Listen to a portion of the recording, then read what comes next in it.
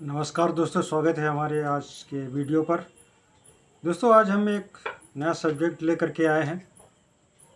जैसा कि आपको अवगत करा दें, हर परिवार में लड़के लड़कियों का जन्म होता है और उनका पालन पोषण करने के साथ में शिक्षा देने की भी जिम्मेदारी माता पिता की होती है। और जब शिक्षा पूर्ण हो जाती है, एक उम्र निर्धारित होती है जिस उम्र में लड़के लड़की की शादी करना अनिवार्य होता है। इसके बाद में जुलाई का महीना आएगा। उस महीने में काफ़ी लगन देखने को मिल रही हैं। जैसा कि ब्राह्मणों से ज्ञात हुआ है, जुलाई में लग्न है और उन लग्नों में शुभ मुहूर्त में वर कन्या का विवाह संपन्न होंगे। जैसा कि आपको बता दें, विवाह के लिए जो परिवार होते हैं, परिवार के मुखिया होते हैं, सदस्य होते हैं, वो जिस समय विवाह तय हो जाता है उसी समय से विवाह की तैयारियां शुरू कर देते हैं, जिसमें उनको काफ़ी व्यवस्था करनी पड़ती है। तो दोस्तों, जुलाई में विवाह का समय आ रहा है और वैसे भी समय समय पर जो लगने होती हैं उसमें विवाह के कार्यक्रम संपन्न होते रहते हैं, जिसमें हम आप सभी अपने रिश्तेदारों के वहाँ जा कर के उसमें सहभागिता करते हैं, भाग लेते हैं। तो अभी शुरू होने वाला है सीज़न और वहाँ पर पहुँचेंगे तो उनके कार्यों में भी हिस्सा लेंगे, सहयोग करेंगे और जो भी सामाजिक कार्य होंगे, वैवाहिक कार्यक्रम होंगे, उनमें बढ़ चढ़ के लोग हिस्सा भी लेते हैं। परिवार का जो मुखिया होता है वो कोशिश में रहता है कि हमारे जो भी अतिथि आएँ उनका हम सम्मान कर पाएँ और हमारे दरवाजे से, हमारे फंक्शन से कोई भी व्यक्ति नाखुश हो करके ना जाए। वो काफ़ी मेहनत करके सभी प्रकार की व्यवस्थाएं करता है, खाने पीने की, उठने बैठने की, पुत्री के विवाह के लिए हर प्रयत्न करके अच्छी सुविधा देने की कोशिश करता है। शादियों में आप जाएं तो जिस व्यक्ति के दरवाजे पर जाते हैं तो सम्मानपूर्वक जाइएगा, उसके सम्मान का बिल्कुल ध्यान बना करके जाएं। और आजकल वैसे भी देखा गया है, काफ़ी चलन में है, लोग नशा करके बारातों में शामिल होते हैं। चाहे लड़कियों की शादी हो चाहे लड़कों की, एक पैग ज़रूर मार लेंगे। अगर एक पैग नहीं मारा तो उनका अधूरापन लगता है। किसी के भी पुत्री की शादी में शामिल हो, आप शराब बिल्कुल ना पिएं और एक सम्मानजनक स्थिति में वहाँ पहुँचें और हो सके तो उनके कार्यों में सहयोग करें। और जो व्यक्ति अपनी बारात लेकर के जा रहा है उसके लिए भी यही सुजेशन देना चाहूँगा। पराए द्वार पर, पराए गांव में, पराए शहर में आप बारात लेकर के जा रहे हैं अपने लड़के की, तो एक सम्मान के साथ में जाएं और इज्जत के साथ में जाएं, सम्मान के साथ में जाएंगे तभी वहाँ आपको सम्मान मिलेगा। क्योंकि आजकल लड़कियां भी जागरूक हैं, समाज जागरूक है और ये नशा नाश की जड़ है। नशे में आप जाएंगे तो कहीं ना कहीं नशे की हालत में घटनाएं हो सकती हैं, जिससे काफ़ी समस्याओं का सामना करना पड़ सकता है। जैसा कि हम एक अभी ताज़ा वाक़या हुआ है जिसकी जानकारी हम आपको देना चाहेंगे। एक गरीब परिवार होता है जिसमें एक पुत्री होती है और पिता मेहनत मजदूरी करके और अपने सुपुत्री की शादी को तय करता है। पुत्री की शादी तय हो जाती है और अपनी हैसियत के अनुसार वो पूरी व्यवस्था करता है, उसको गिफ्ट वगैरह दें और ताकि वो ससुराल जा कर के सम्मान पाए। तो एक वाक़या आपको बताएंगे जिसमें एक परिवार गरीब होता है, मेहनत मजदूरी करके अपनी पुत्री के लिए शादी तय करता है। तो दोस्तों, ये बात है श्योर की बेटी रहने वाली है, जिसकी बारात तय होती है। और जो भी छोटे मोटे प्रोग्राम होते हैं, चाहे हल्दी हो, चाहे बरीक्षा हो, चाहे तिलक हो, ये सभी कार्यक्रम सुखीपूर्वक प्रसन्नतापूर्वक निपट जाते हैं। और जब बारात उसके दरवाजे पर जाती है, लड़की के पिता के दरवाजे पर, तब एक अजीब सा माहौल खड़ा होता है। बारातियों की संख्या अगर बात करें तो 70-80 के आसपास रही होगी, जैसा कि जानकारी मिल रही है। और जितने भी बाराती थे वो सब नशे की हालत में थे। ऐसा कोई बाराती नहीं था जो शराब पिए ना हो। और यहाँ तक बताया जाता है कि दूल्हा भी शराब पिए हुए था। बात करें दोस्तों लड़की का क्या नाम था, तो लड़की का नाम था प्रिया सूर्यवंशी। और जिस लड़के के साथ में प्रिया की शादी हो रही थी उसका नाम था घनश्याम। घनश्याम अपने घर से बारात हंसी खुशी पूर्वक लड़की के दरवाजे पर ले जाता है, लेकिन एक गलती हो जाती है। उसको क्या कहें, लड़कपन था या क्या अब उसको बताएं। सारे बारातियों के साथ में दूल्हा भी नशे में था। और बारात घर पर पहुंचती है, जहां पर द्वार चार का कार्यक्रम शुरुआत होती है। और वहीं से बुरा वक्त शुरुआत हो जाती है। लड़की के पिता ने 20,000 रुपये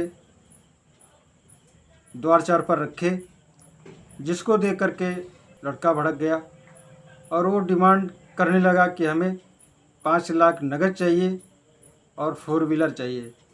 जबकि प्रिया सूर्यवंशी के पिताजी ने जो भी अपनी व्यवस्था थी उससे बढ़ करके कुछ रिश्तेदारों से सहायता मांग करके मोटरसाइकिल देने का उन्होंने इंतज़ाम कर रखा था। द्वार पर मोटरसाइकिल खड़ी थी।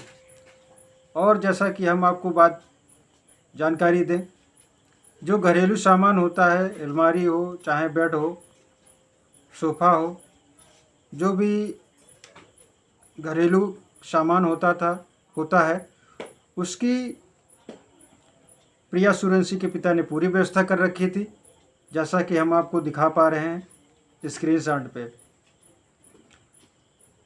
लेकिन इससे लड़के के जो पिता थे प्लस घनश्याम जी सहमत नहीं थे।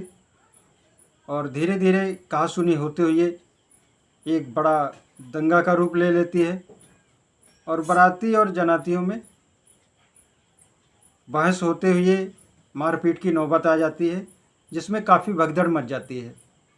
कुछ बाराती तो निकल जाते हैं और कुछ जो बच जाते हैं उनको पुलिस आकर के गिरफ्तार कर लेती है। ये वाक़या हुआ।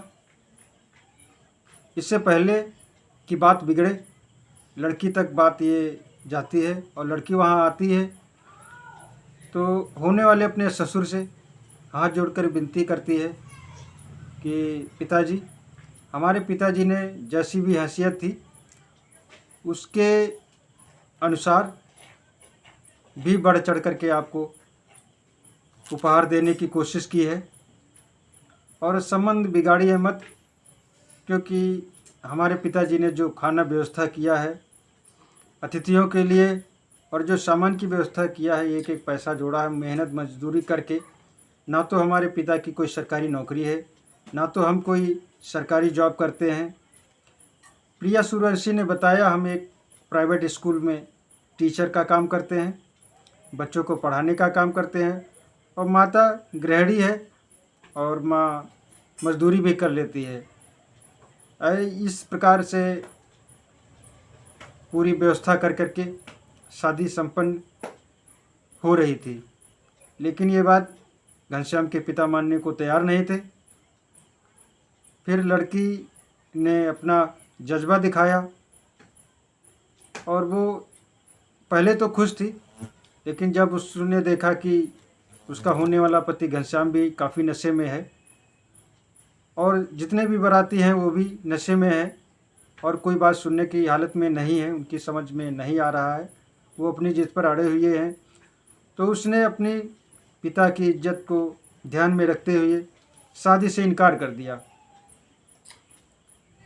और पुलिस ने जो बचे हुए बाराती थे उसको पकड़ लिया और अंतोगत्ता प्रिया सूर्यवंशी के पिताजी ने घनश्याम के पिता पर प्लस घनश्याम पर और जो उसके खास लोग थे उन पर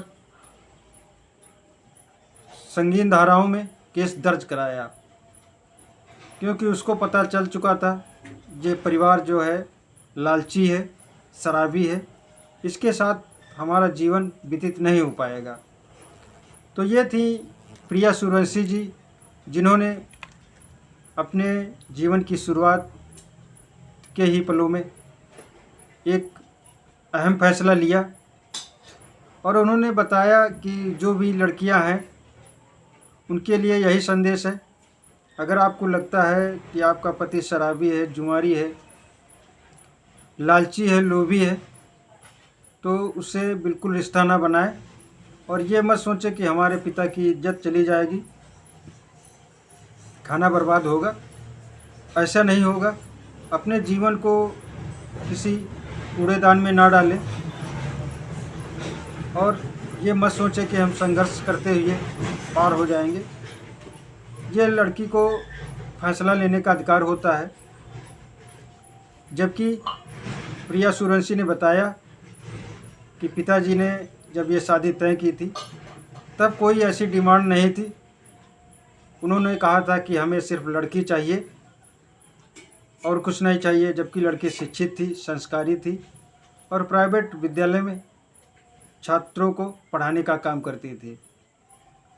तो दोस्तों, ये जो एक खबर है आपके लिए, ये सोचने समझने वाली खबर है और इससे शिक्षा लेनी चाहिए। हम कभी भी कहीं से रिश्ता जोड़ें, शराब पीकर नहीं जाना चाहिए। और एक बात तय है, दहेज लोभी लोग हैं और जो दहेज की डिमांड करते हैं उनको मन से हटा देना चाहिए, क्योंकि आपको सोचना चाहिए कि आपकी भी बेटी है, पुत्री है, आपको भी पराये घर पर जाना है और आपको बेटी भेजना है। जैसा आप दूसरों के साथ व्यवहार करते हैं वैसा ही आपको व्यवहार वापस मिलेगा। जैसी आप दूसरे के प्रति सोच रखते हैं वैसी भी अगला आपके प्रति सोच रखेगा। तो दोस्तों, सीजन अभी जुलाई का आने वाला है। इन सभी बातों का ध्यान में रख करके सम्मान के साथ जाएं और जिस भी परिवार में जाएं निमंत्रण में उसके कार्यों में सहयोग करें और नशे की हालत में बिल्कुल ना पहुँचें, क्योंकि इस दहेज रूपी नाग ने पता नहीं कितनी कन्याओं का जीवन लीला समाप्त कर दी है, परिवार बिगड़ गए हैं। अगर आपका जीवन सही सलामत चलाना है तो दहेज रूपी जो डायन है इसको समाप्त करना पड़ेगा। प्रिया सूर्यवंशी के पिता ने जो खाने का खर्चा हुआ व्यवस्था की थी और जो भी प्रिया सूर्यवंशी के पिताजी का खर्च आया है उस खर्च को जुर्माने के तौर पर वापस मांग रहे हैं। तो दोस्तों, आज का वीडियो आपको कैसा लगा और अच्छा लगा तो वीडियो को लाइक कर दें, कमेंट करें और चैनल पर दोस्तों हमारे नए हैं तो चैनल को ज़रूर सब्सक्राइब कर दें, क्योंकि इस प्रकार की वीडियो हम आपके लिए बराबर लाते रहते हैं। तो दोस्तों, आज का वीडियो यहीं तक। अगले वीडियो में फिर मिलेंगे, तब तक के लिए जय हिंद, जय भारत, वंदे मातरम।